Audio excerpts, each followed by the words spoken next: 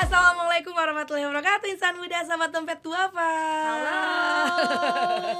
Apa kabar? Semoga semua dalam keadaan sehat walafiat ya, dimanapun berada.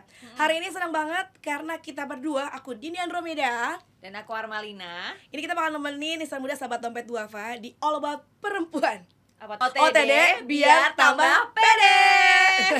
Pas banget, kenapa OTD biar tambah pede? Karena ini sosok Armalina ini ya, seorang jurnalis yang alhamdulillah sudah malang melintang. Kalau misalnya urusan ngasih tahu berita ya, lagi berita ini, ina, inu, ina, itu, ina, inu. Nah, dia ada hadir untuk memberitakan. Spesialis demo lagi paling sering. Serius bener, jadi spesialis demo. Hampir 4 tahun aku jadi jurnalis, paling sering pasti ditaruh buat demo di depan DPR, depan Bawaslu gitu. Itu udah jadi makanan keseharian lah gitu. Mohon maaf, yang demo jadi nggak fokus gak sih untuk menyuarakan suaranya? Lebih fokus lihat reporternya kayaknya. Tapi emang ada pengalaman juga sih beberapa kali kayak serius bener kan? gitu. Iyalah kayak. Cuman kan yang namanya kita mau melaporkan berita gitu ke TV, jadi ya harus tetap rapi dong. Iya gitu. bener. Istilahnya lagi demo terus dirimu lewat gitu kan. Wah ini sih ya iyalah kayak ada yang bening-bening gitu, gimana gitu. Jadi kan. demonya malah kebalik nanti. Oke. Nah ngomongin soal tadi penampilan kan harus on point ya. Sebenarnya hari ini juga kita kan ngebahas OTD biar tambah pede dari Kak Armalina ya. Berarti kita memperhatikan penampilan kita sama orang lain kan ya. Tapi kita juga jangan lupa untuk menampilkan penampilan kita yang terbaik di mata Allah. Betul banget. Nah, itu harus banget. Iya, jadi kita juga akan ngebahas mengenai campaign ya dari Dompet Duafa, yaitu tentang wakaf.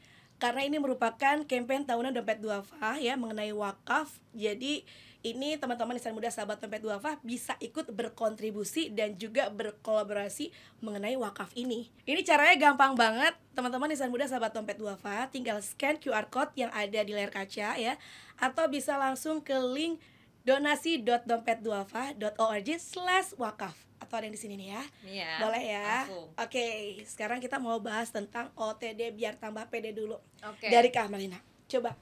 Tapi sekarang ngomong-ngomong lagi project apa nih? Aku kesehariannya sekarang jadi pertama aku sebenarnya udah bangun bisnis kecil aku. Oke. Itu kayak di bidang beauty, traveling pasti paling sering karena emang fokus aku tuh lebih ke traveling, healing ya. healing, traveling tapi ada fashionnya juga. Dan ya terakhir aku biasanya terima project-project kayak untuk MC atau host buat acara-acara tertentu gitu. Nah, seru nih. Berarti udah ngomongin konten, ngomongin host, MC, penampilan itu emang wajib jadi acuan ya. Nah, kalau dari dirimu sendiri menurut Kak Malina memperhatikan penampilan itu harus seperti apa sih sebenarnya? Buat aku dari zaman aku kuliah aku selalu menanamkan penampilan itu sangat penting di momen apapun karena itu adalah kunci percaya diri pertama kali. Nah, gitu. Itu buat aku. Jadi walaupun kita nggak harus cantik ataupun ganteng gitu, tapi ketika kita bisa menjaga penampilan, udah mempersiapkan penampilan kita sebaik mungkin. Biasanya aku yang tadinya kayak nervous untuk menghadapi sesuatu, tapi karena aku ketika sebelum berangkat aku udah berpenampilan sebaik versi mungkin aku gitu, pasti percaya diri dong. Jadi ketika itu ketika datang ke sebuah acara atau datang ke pekerjaan gitu, itu akan jauh lebih percaya diri. Gitu. Jadi amunisi pertamanya dan ini sesuai dengan kerjaan juga ya. Tapi di luar dari kerjaan sebenarnya yang tadi Karmina sempat sampaikan adalah di zaman kuliah juga penampilan yaitu yang pertama biar tambah pede. Apa ya maksudnya kayak yang harus dibikin biar tambah pede penampilannya apa aja sih maksudnya yang harus diperbaiki dari look kita sebenarnya? Dari look sendiri. Menurut aku baju tuh penting juga ya. Maksudnya ketika baju rapi, enak dilihat sama orang gitu, itu juga bisa menambah percaya diri gitu dari segi apapun. Kalau untuk sebenarnya bukan karena pekerjaan aku aja ya, untuk semuanya bahkan nyaman juga nyaman. Iya, kalau kita yang penting nyaman, yang penting nyaman. Ada juga beberapa orang kayak memaksakan gue harus fashionista gitu. Iya. Tapi pernah aku beberapa kali nyoba kayak fashionista yang pengen yang bener-bener kayak fashion banget gitu.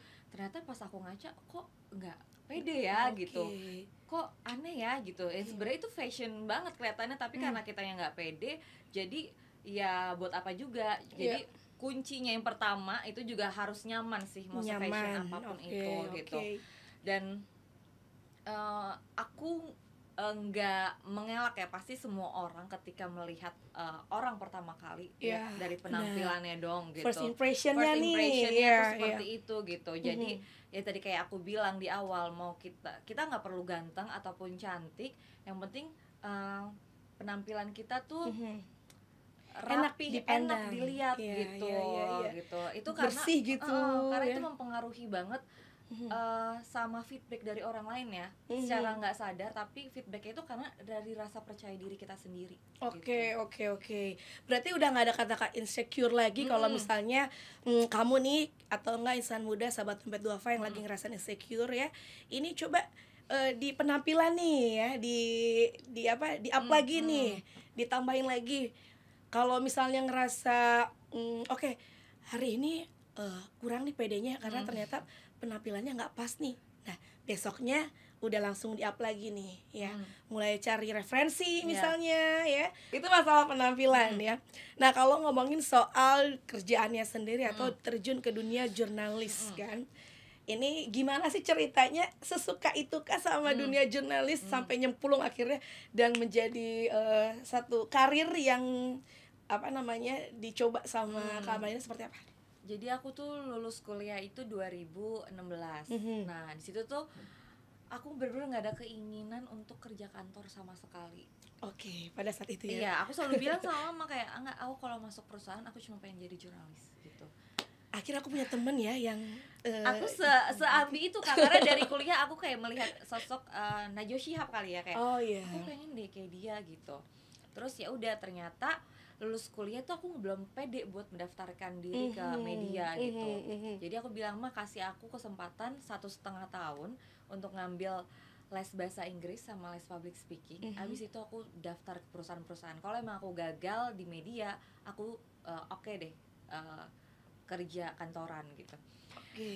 Dan itu 1,5 tahun aku bener-bener yang wah, setiap hari aku les bahasa Inggris, les public speaking, les bahasa Inggris, les public speaking gitu. Kayak di antara teman-teman aku yang semua udah kantoran, udah kerja gitu kan, aku kayak nggak harus fokus gitu. Nah, akhirnya pas 2018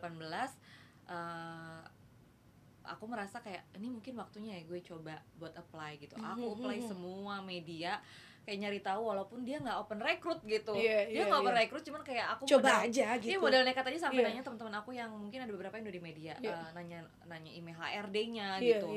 Aku apply semua, akhirnya terpanggil aku sama salah satu perusahaan media itu gitu.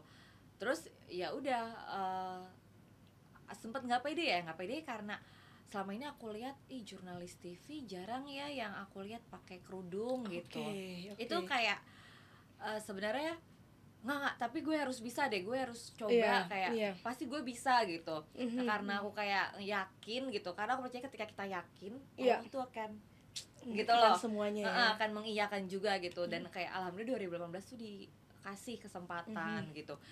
Tapi kalau ditanya kaget nggak pertama kali gitu, jujur aku kaget. Dan bahkan 1 bulan pertama aku selalu bilang ke mama aku nggak kuat, aku mau resign gitu. Aku mau resign gitu. Kayak aku cuma sampai 3 bulan deh gitu.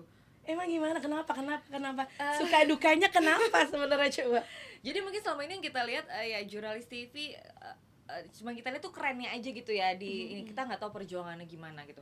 Itu aku shock adalah karena pertama ya namanya kita juga baru lulus kuliah, belum kerja waktu itu kan. Dia ada 3 shift namanya. Shift pagi itu shift 4 shift shift subuh, yaitu jam 5 subuh harus udah di kantor, selesai jam 12 siang.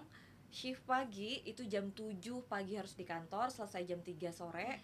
Shift siang itu jam 2 harus di kantor, pulang jam 10 malam. Sama shift malam, jam 10 malam tuh di kantor, pulang jam 6 pagi. Nah, itu aku shocknya adalah yang kayak kerjanya nggak tahu waktu istilahnya gitu lah, kayak bisa aku hari Senin bisa shift subuh, Selasa shift pagi, Rabu shift siang, pas Kamisnya shift malam gitu. Yang malam jam-jam orang tidur, aku malah muter-muter naik mobil, terus kayak nunggu perintah dari atasan semua juga ada di kantor kan, jam segitu juga mereka. Lina tolong geser ke kebakaran sini, Lina tolong sini ada kecelakaan, itu jam 2 pagi segala macam. Aku kayak oh my god, sebegininya ya perjuangannya gitu. Oke. Berarti kalau bisa kita lihat nih seorang jurnalis di TV-TV yang dengan ceria, ya, terus juga yang standby, itu dibayangkan perjuangannya seperti itu ya, yang harus standby-nya. Sampai kalau misalkan shift malam itu kan jam 10 sampai jam 6 pagi. Iya. Kan ada berita jam 5 pagi gitu. Iya. Itu kita harus live jam 5 pagi dengan muka belum tidur. Itu belum tidur loh. Sebenarnya kita bisa colongan tidur kayak di mobil tidur sih. Paling sejam 2 jam gitu doang kan. Habis itu ditelepon jam 4.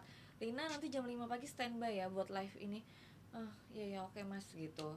Iya. Itu yang sebulan pertama tuh aku shock gitu karena mungkin selama ini ya namanya cewek biasanya kerjaannya kan paling mikirnya yang enak-enak aja gitu. Tapi enggak, ternyata di jurnalis lo harus mengenyampingkan semua keprinsesan lo gitu. Keperempuannya bahkan bahkan teman-teman aku tuh kaget pertama kali aku nyemplung ke dunia itu gitu. Karena pasti kan aku juga kuliahnya jurusan broadcast gitu, komunikasi. Mereka pasti tahu dong dunia jurnalis itu seperti apa gitu.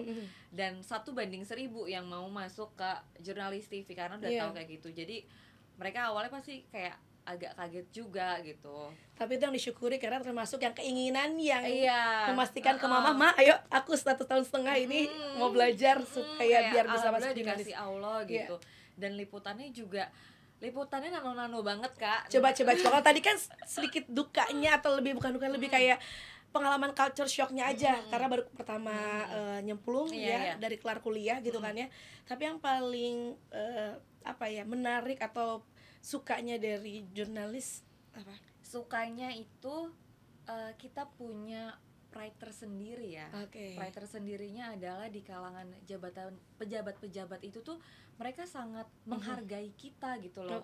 Kayak sangat mengayom gitu, kayak bisa lebih deket gitu. Bahkan kayak suka mikir kalau gue kerja kayak gini gue nggak mungkin sedekat ini kali gitu.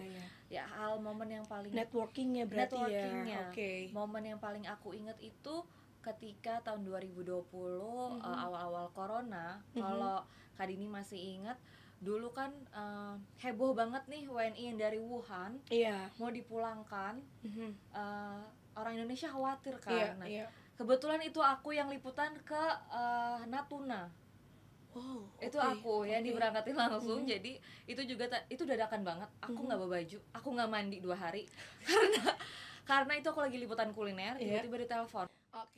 Nah itu pengalaman Kak Armalina di dunia jurnalis ya, menjadi seorang jurnalis TV yang lika-liku laki-laki. Lika-likunya luar biasa gitu kan.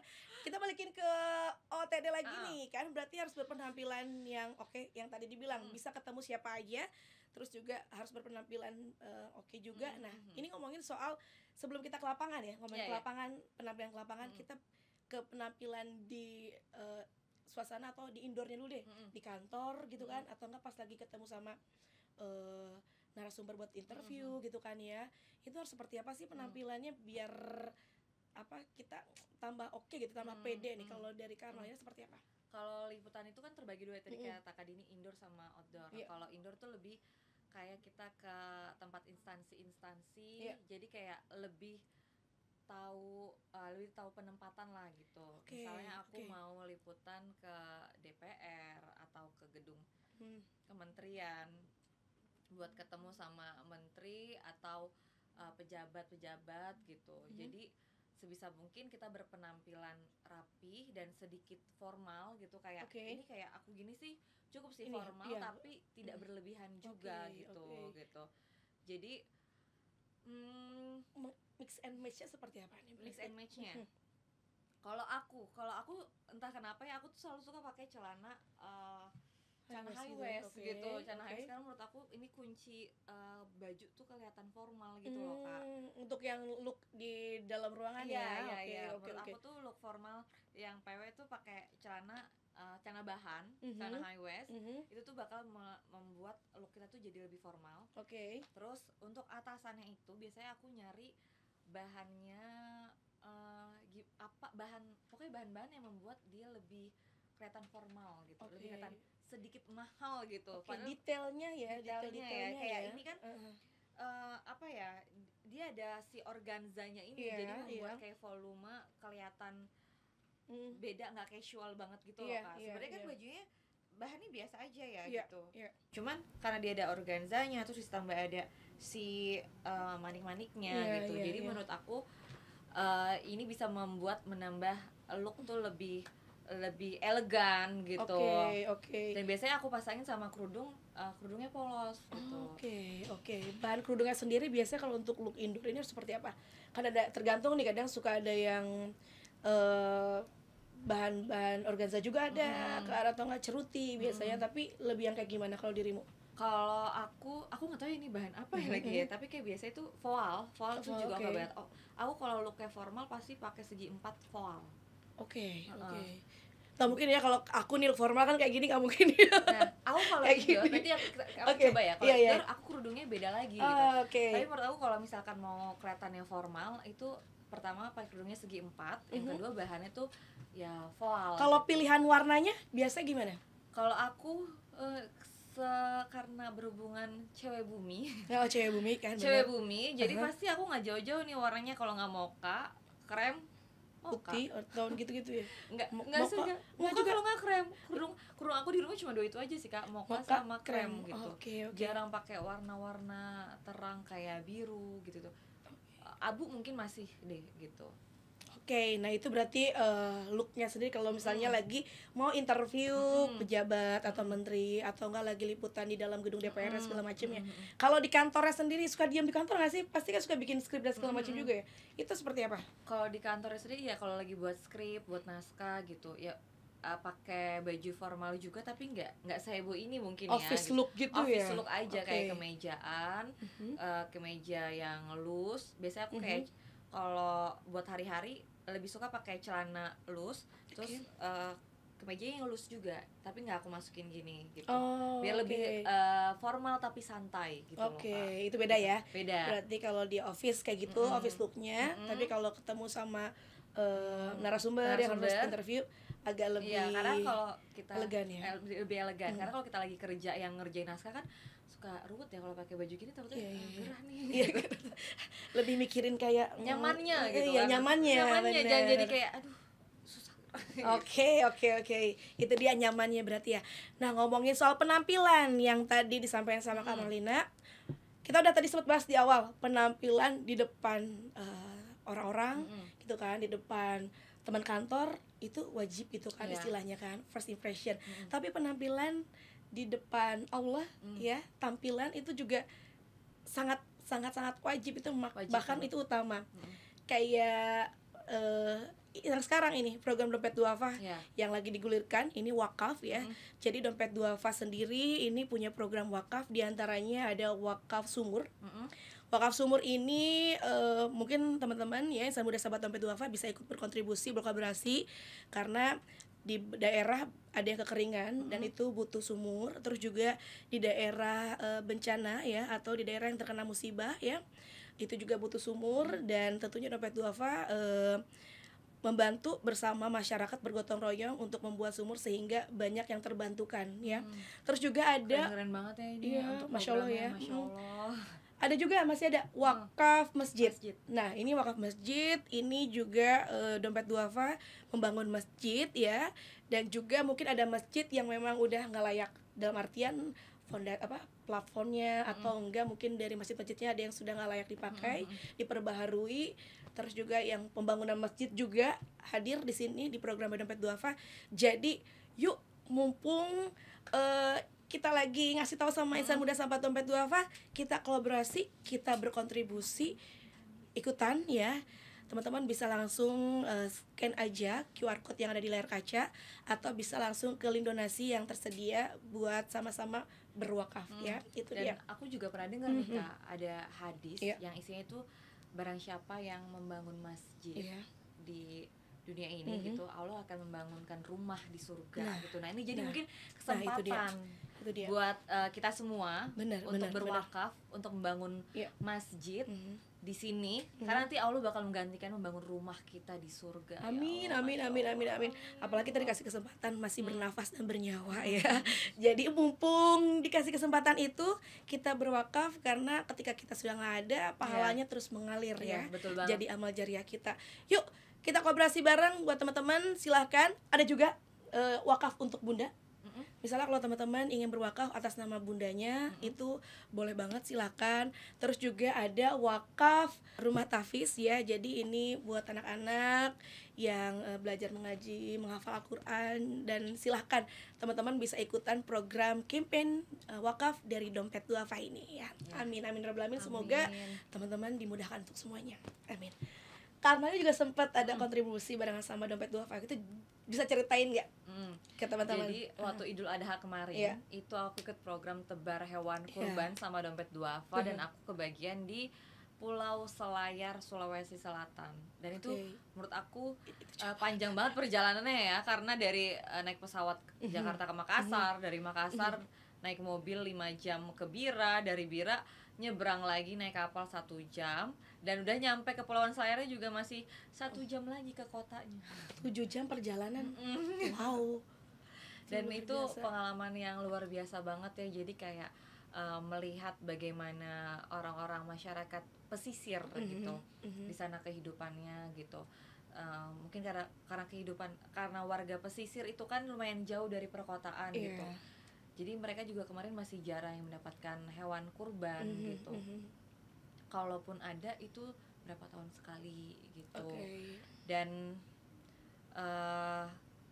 masjid-masjid yang aku lihat di sana pun juga nggak banyak ya, karena kan itu si Kepulauan Selayar itu dia pulau sendiri terpisah dari Sulawesi Selatan gitu. Jadi tipenya itu daerah pantai, kota, dari pantai, kota gitu. Jadi ada yang emang tinggalnya di kotanya, tapi ada juga yang di pesisir pantainya persis gitu, di pinggir-pinggir pantai. Nah yang di pinggir-pinggir pantainya itu yang aku lihat jarang ya masjid gitu, dan mereka harus ngelewatin kayak jalannya sudah bagus, cuma jalanan jauh itu ngelewatin kanan kiri hutan baru dapat kota gitu. Jadi program Dompet Duafa ini yang wakaf ini menurut aku bagus dan menarik banget, karena aku secara langsung pun bisa ngelihat nggak semua masjid itu ataupun masjid-masjid itu tuh udah tersebar merata gitu di Indonesia gitu. Salah satunya di Pulau Selayar itu sih Kak, karena kemarin aku kayak jadi tinggalnya itu kemarin emang di daerah pesisirnya, stay-nya selama di sana. Jadi ketika pas mau sholat Idul Adhanya itu kita jalan dulu lah sekitar 20 menit naik mobil ke kota untuk dapat masjid. Berarti kan artinya di daerah pesisirnya itu masih jarang gitu. Nah itu dia, berarti momennya pas banget nih buat insan muda sahabat Dompet Duafa, karena Kak Armalina juga udah langsung turun ke lapangan, situasinya juga udah tahu seperti apa ya, keadaannya seperti apa. Dan waktu pas penyebaran hewan kurban juga benar-benar diterima oleh pada penerima manfaat ya Kak ya. Betul banget, itu langsung kita bagikan ke para penerima manfaatnya langsung. Dan ada momen sedih-sedihnya juga sih, karena ada yang benar-benar terharu gitu, karena mereka nggak nyangka mendapatkan hewan kurban tahun ini gitu. Dan tentunya kita berterima kasih sama donatur yang sudah berdonasi ke Dompet Duafa. Apalagi tadi ngomongin wakaf, pas banget momennya. Kita mah terus-terus aja mau ngajakin semuanya, karena ini bisa dibilang jangan sampai kelewatan amal jariah kita ketika kita sudah nggak ada ya. Selagi masih diberikan kesempatan bernafas, selagi masih diberikan rezeki ya, insya Allah kita sama-sama berwakaf ya.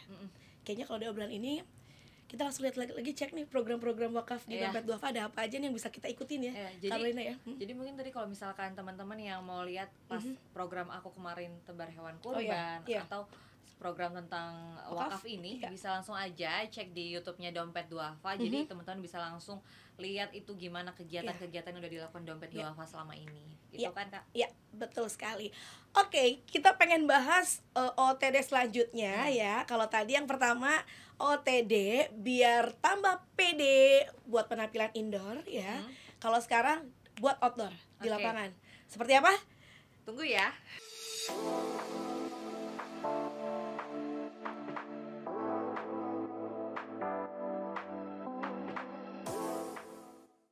gengs, insan muda sahabat dompet duafa, ini dia look keduanya. Tara. Nah, kelihatan nggak bedanya Kak? Kelihatan dong, OOTD biar tambah pede. Ini look casual.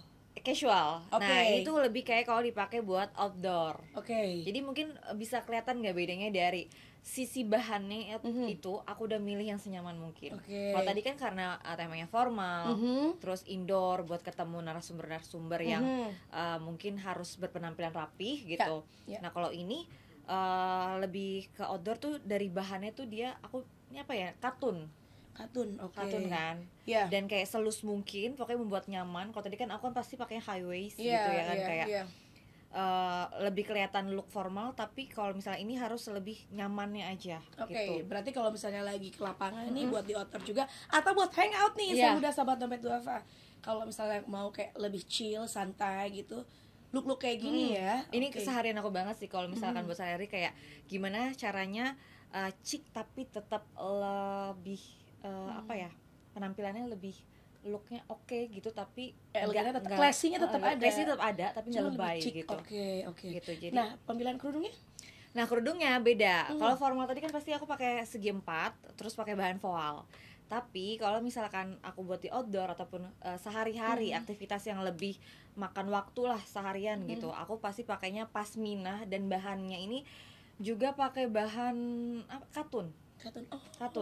Dan apa ya, PW aja gitu makainya gitu. Kalau voal gitu ya. Kalau tadi kan voal segi 4 lebih yang berbentuk gimana cara dia harus presisi kanan kiri atas gitu kan, gitu kan. Nah, kalau buat di outdoor, buat seharian, buat hari-hari, gimana cara dia senyaman mungkin gitu, nggak perlu berkali-kali ngebentukin lagi tuh kerudung biar rapi gitu, karena ini pasti ngebentuk. Gitu. Tapi kalau buat outdoor suka berlayer-layer juga nggak? Maksudnya enggak. Aku enggak.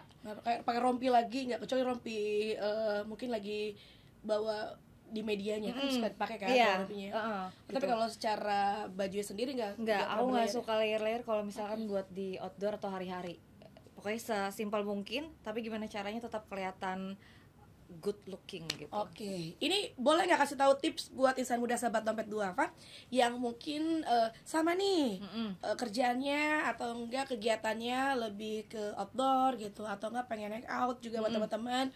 Ada tips and trick nggak, pemilihan bahan atau warna juga, atau apa sih yang harus dihindari sebenarnya? Silakan coba. Tipsnya yang pertama itu pilih bahan yang semenyerap keringat. Harus menyerap keringat banget gitu. Contohnya katun, hindari deh tuh bahan chiffon, bahan organza buat di outdoor. Terus atau ada mungkin bahan dari Kadebo. Menyerap keringat ya. Itu menyerap air.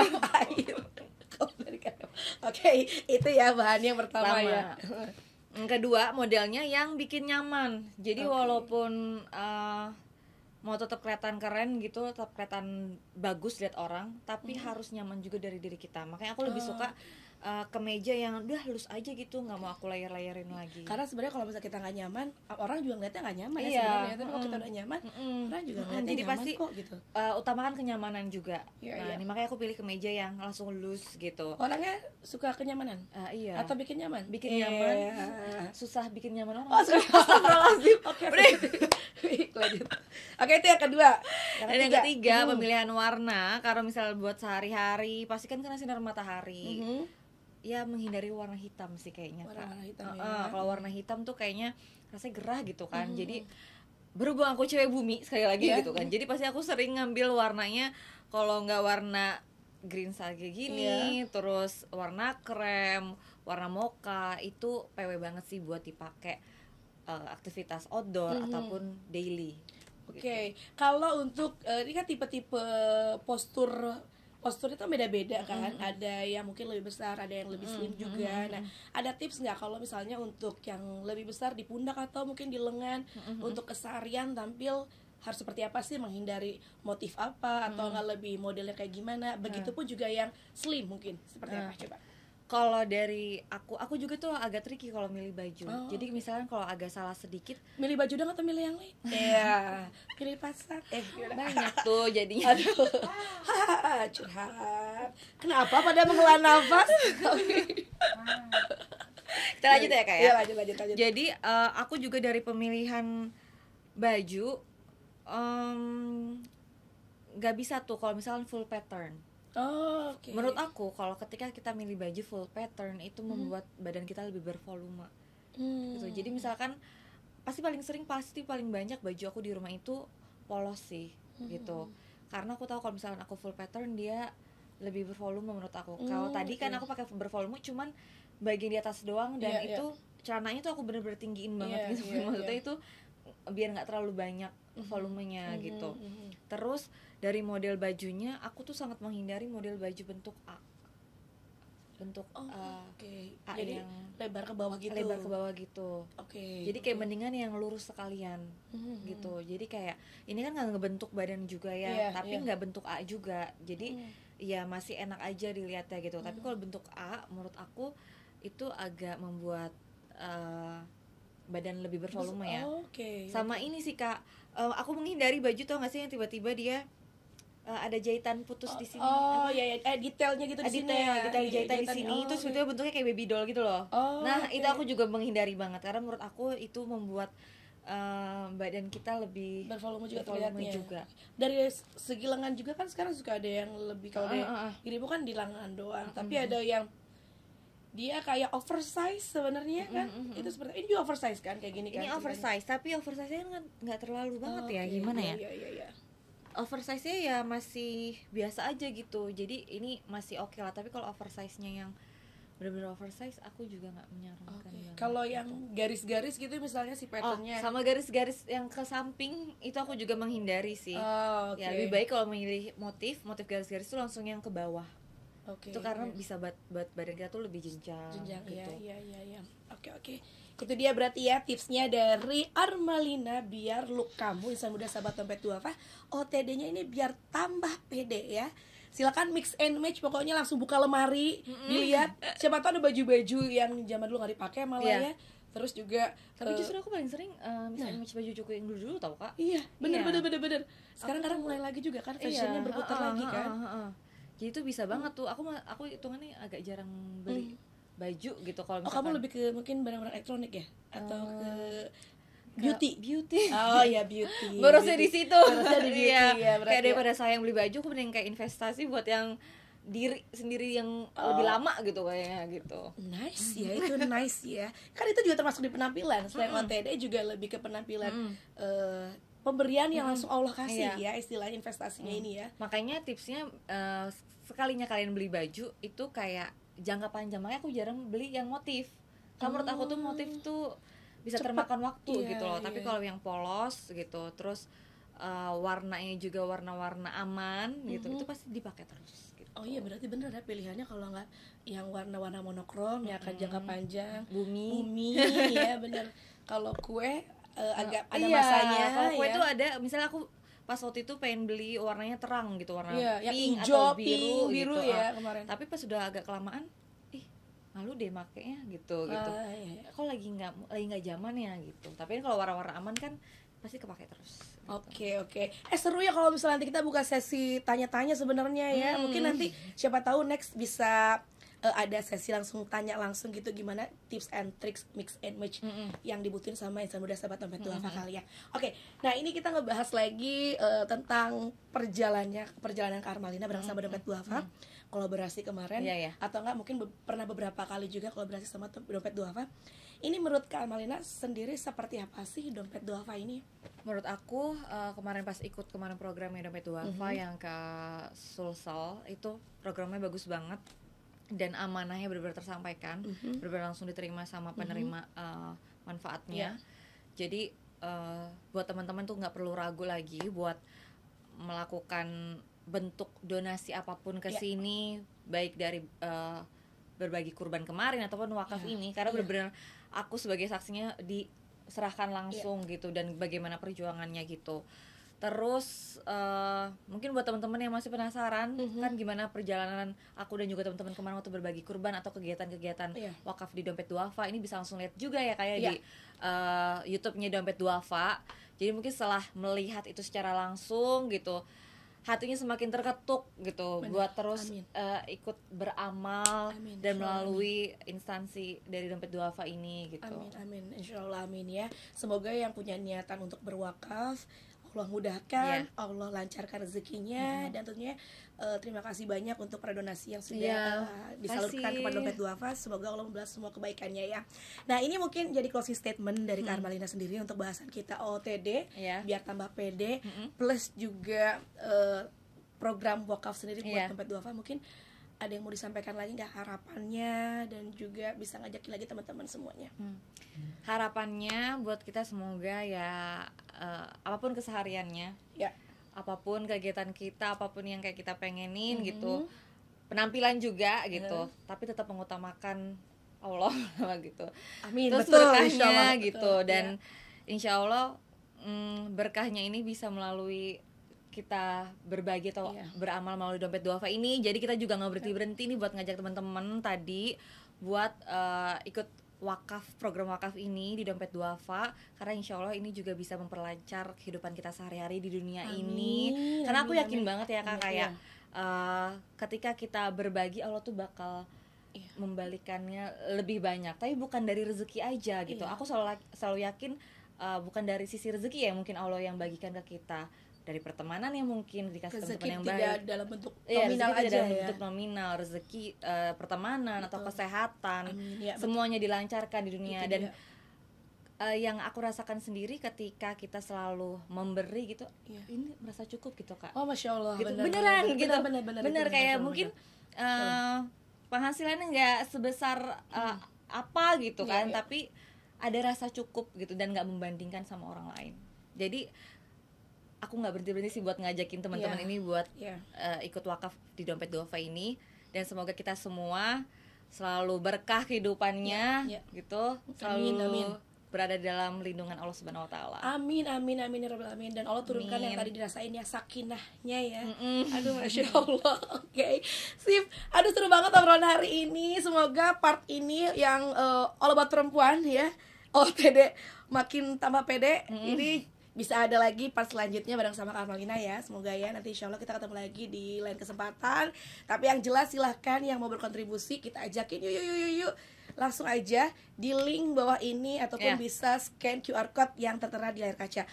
Thank you so much Kak Armalina. Makasih banyak juga. Aku seneng banget loh sharing-sharing hari ini. Banget, aku juga seneng loh. Oke. Lagi ya insya Allah. Terima kasih insan muda sahabat Dompet Duafa. Mohon maaf kalau salah-salah kata ya. Kita berdua pamit undur diri. Tentunya akhir kata, wassalamualaikum warahmatullahi wabarakatuh. Dadah.